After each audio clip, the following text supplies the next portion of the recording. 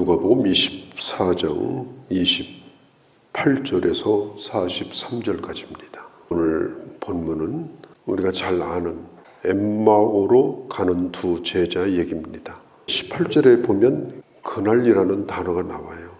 그날이 어떤 날일까? 예수님께서 부활하신 날입니다. 예수님께서 부활하셨고 여자들이 그 부활의 소식을 알고 제자들이 빈 무덤을 확인하던 그날, 놀랍게도 베드로는 다른 제자들 6명을 데리고 갈릴리로 고기 잡으러 갔습니다. 그리고 그날에 엠마오로 가는 두 제자는 예루살렘을 떠나서 25리 길인데 약 10km, 11km 정도 되는 거리입니다. 엠마오로 내려가고 있었습니다. 여기서 말하는 이 두 제자는 예수님의 12제자에 속하지 않은 또 다른 그룹의 제자입니다. 그 두 제자 가운데 한 사람의 이름이 나오죠. 글로바라고 하는 이름이 등장합니다. 아마 이 사람들도 예수님에게 큰 기대를 걸고 예수님을 따랐을 것입니다. 그러다가 절망을 경험하는 거예요. 어떤 사람을 따르다가 그 사람이 죽으면 모든 게 끝나는 거 아닙니까? 이 정치인들도 마찬가지예요. 외삼촌이 예전에 고려대학교를 나왔어요. 정치를 공부했습니다. 그렇게 하다가 예전에 조병욱 박사 또 신익희 선생 이런 사람들이 이제 야당을 할 때 이제 신익희 선생을 따라다녔어요. 유명한 분입니다. 그렇게 하다가 이분이 갑자기 죽었어요. 그 순간 정치 생명이 끝났습니다. 젊을 때인데 거기다가 모든 걸 다 걸었으니까 배움도 있고 똑똑하고 인물도 좋고 그런데 그걸로 그 인생의 꿈은 다 깨져버렸어요. 이게 사람에게 모든 걸 다 걸고 자기 정치 생명을 걸고 이게 따라다니고 이렇게 하면요 그 사람이 잘못되면 그 뒤는 다 끝나요. 사실 예수님의 제자들은 대부분 영적인 목적보다도 정치적인 목적이에요. 예수님이 왕이 되면 우리도 한 자리씩 하겠다. 지금도 똑같지 않습니까? 그런데 예수님이 너무너무 비참하게 돌아가신 거예요. 그것도 정치범으로 몰려가지고. 유대사회에서 신성모독죄면 또 로마 시대의 반역죄, 그것도 무서운 죄예요. 그래서 십자가에서 죽으셨어요. 그러니까 제자들이 다 와르르 무너졌습니다. 12제자뿐 아니라 그 외에 주님을 따르던 제자들도 마찬가지예요. 두 제자도 마찬가지입니다. 절망을 경험하고 이제 모든 것이 다 깨지고 그날부로 모든 걸 다 챙겼어요. 오래 가지도 않아요. 모든 꿈을 다 접어버리고 그리고 좌절을 경험하면서 엠마오로 내려가는 겁니다. 이건 단순히 내려가는 것이 아니라 인생의 내리막길을 지금 걸어가고 있는 거예요. 이들이 내려가면서 24장 17절에 보면 무슨 얘기를 하는가 하면 예수님이 죽으신 일에 대한 얘기를 슬픈 얼굴빛을 하고 얘기를 하고 있었습니다. 그때 마침 주님께서 그들과 동행했습니다. 15절에 보면 캄캄한 이 어두운 시간에 주님이 동행하시는데 주님인지를 알지를 못했어요. 왜냐하면 너무 절망적이기 때문에 너무 피곤한 상태에 있어요.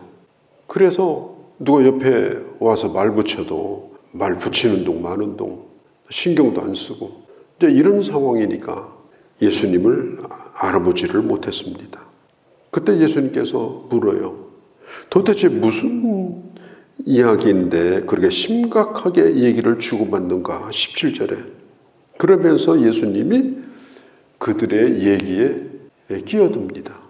그러면서 주님이 구약 성경에 나와 있는 메시아에 대한 예언, 그 예언의 말씀을 쭉 풀어줘요.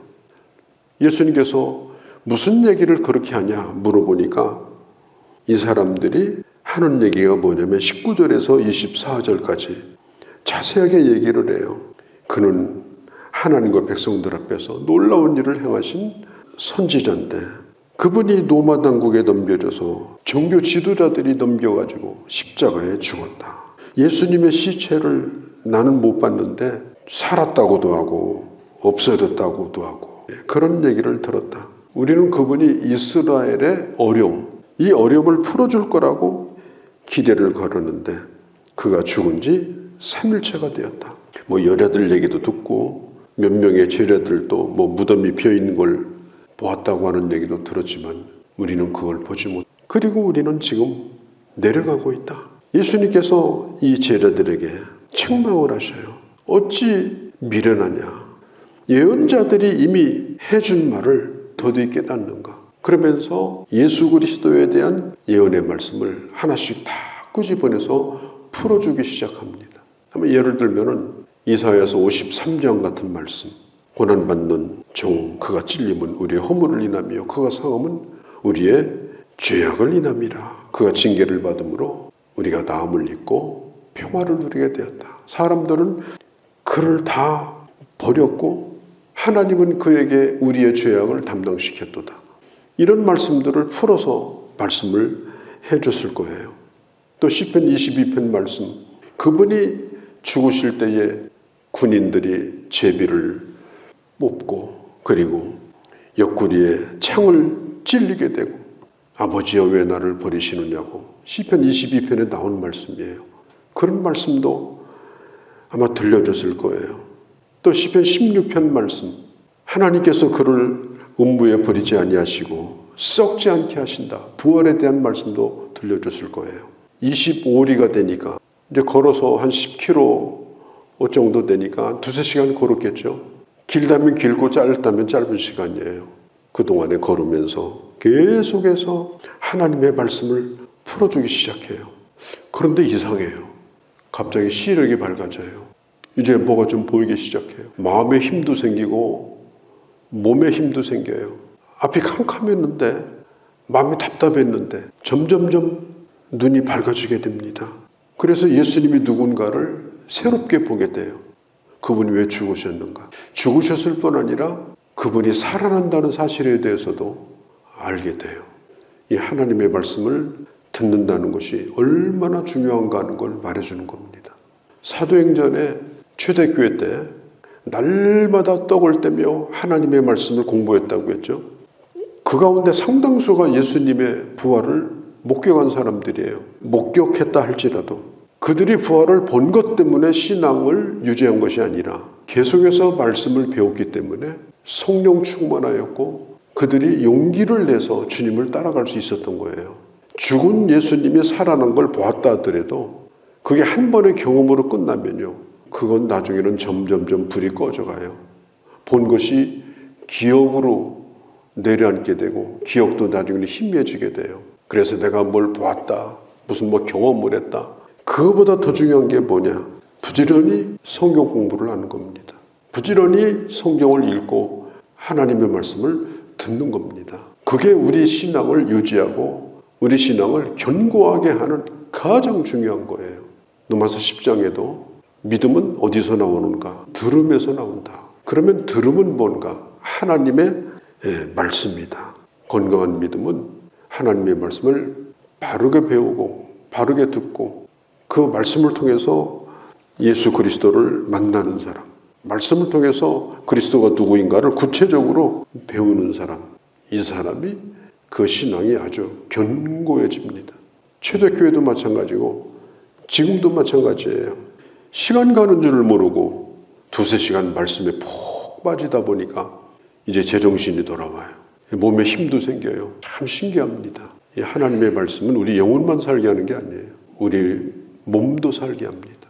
정말 말씀의 은혜를 받고 살면 날마다 하나님의 말씀 가운데 충만히 거하면 영육간의 강건함을 누리고 날마다 새 힘을 얻는 충만한 은혜를 누리게 됩니다. 예수님이 더 28절에 보면 가시려고 하는 것처럼 하니까 예수님이 떠나갈까 봐서 이제 붙들어요. 말씀을 들려주던 사람이 더 가려고 하니까 그 두 제자는 엠마오에서 쉬고 싶은데 예수님이 더 가려고 하는 것처럼 하니까 예수님이 옷자락을 딱 붙듭니다. 가지 마십시오. 오늘 밤 우리하고 같이 거합시다. 29절에 유아사이다. 오늘 밤새도록 말씀 좀 얘기해 주세요. 벌써 은혜를 받은 거예요. 벌써 소망이 생긴 거예요. 그래서 그날 저녁에 식사를 이제 같이 하게 됩니다. 이제 떡도 나오고 포도주도 나왔는데 예수님이 희미한 불 가운데서 떡을 가지사 축사하시고 잔을 가지사 축사하십니다. 마치 유월절 전날 목요일 날 저녁에 제자들에게 떡을 떼어주던 것 같은 그런 모습이었어요. 그 순간에 이 두 제자의 눈이 완전히 밝아지면서 예수님인 것을 깨닫게 됩니다. 예수님이 컴컴한 밤에 갑자기 나타나가지고 나다 이러면 제자들은 아마 귀신 봤다고 그럴 거예요. 그리고 이런 은혜도 못 받아요. 하나님의 말씀을 풀어줄 때 은혜를 받게 되고 예수님을 만나게 되고 예수님을 알게 되고 그들이 이제 예수님께서 31절에 보면 호련히 사라져요. 알아보자마자 사라져요. 32절에 예수님이 사라지자 그들이 말합니다. 우리에게 성경을 풀어주실 때에 우리의 속에서 마음이 뜨겁지 아니하더냐. 여기서 풀어준다고 하는 말은 깊이 있게 반복하여서 자세히 말해주었다. 이 카이오라고 하는 이 말은 마음에 막 감동이 와서 쉬지 않고 계속 그 감동이 밀려왔다. 마치 파도가 밀물이 오는 것처럼 그런 걸 뜻하는 말이에요. 예수님께서 말씀을 풀어줄 때 이 제자들은 뭘 느꼈느냐? 내 안에서 뜨거운 불이 타오르는 걸 느꼈습니다. 뜨겁지 아니하더냐? 잠도 안 자고 그날 저녁에 예수님의 그 죽음이 있었던 그 예루살렘을 향해서 다시 올라가게 돼요. 우리가 살아가는 게 참 복잡합니다. 정치 문제도, 경제 문제도, 교육 문제도 이런 모든 것들이 이렇게 질서정연하게 정돈이 되어지고 정리가 되어지는 길이 뭐냐? 하나님의 말씀을 통해서 우리의 마음이 뜨거워질 때, 깊은 감동이 올 때, 그때 비로소 그런 문제들이 다 풀어지게 된다.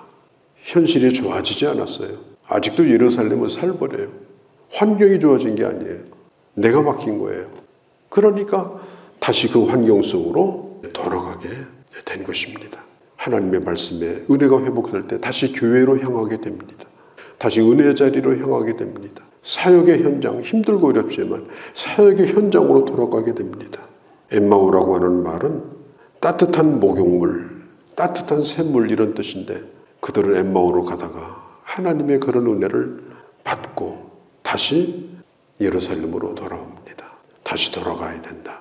내려가면 안 된다. 힘써도 애써도 다시 돌아갈 수 없는 거예요. 왜? 힘이 안 나니까. 너무 현실이 어려우니까. 하나님의 일이라고 하는 게 은혜 받지 않고 일하면요 죽도록 힘든 거예요. 안타까운 일이잖아요. 예루살렘의 현실은 항상 어려워요. 항상 힘들어요. 그러나 은혜 받고 그 일을 감당하면 넉넉히 감당해요. 그런데 은혜 없이 하나님의 일을 하면 모든 일 자체가 다 고역이에요. 오늘 이 엠마오로 가는 이 제자는 하나님의 은혜를 받고 다시 예루살렘으로 돌아가서 초대교회 일원이 돼서 하나님의 교회를 세우고 위대한 역사를 이루셨다고 하는 거 우리 다시 한번 기억하고 오늘도 말씀으로 은혜의 자리로 돌아가는 그런 우리가 되어야 할 줄로 믿습니다. 거룩하신 우리 아버지, 이 아침도 주의 말씀을 들었습니다. 예루살렘을 떠나서 모든 꿈을 다 접고 내려가던 그 제자들과 함께 하셨던 주님, 저희들과도 함께 하여 주시고 가까이에서 성령으로 말씀을 가르쳐 주시고 깨닫게 하여 주시고 새 힘을 더하여 주시고 그리고 모든 것들이 말씀 안에서 정돈되게 하시고 주님과 함께 동행하며 아버지 하나님 주께로 돌아가는 저희가 될 수 있도록 은혜를 더하여 주시옵소서. 특별히 어려운 이때에 주께 돌아오는 귀한 역사가 아버지의 말씀 가운데 일어나게 하여 주옵소서. 우리 주 예수님의 이름으로 기도하옵나이다. 아멘.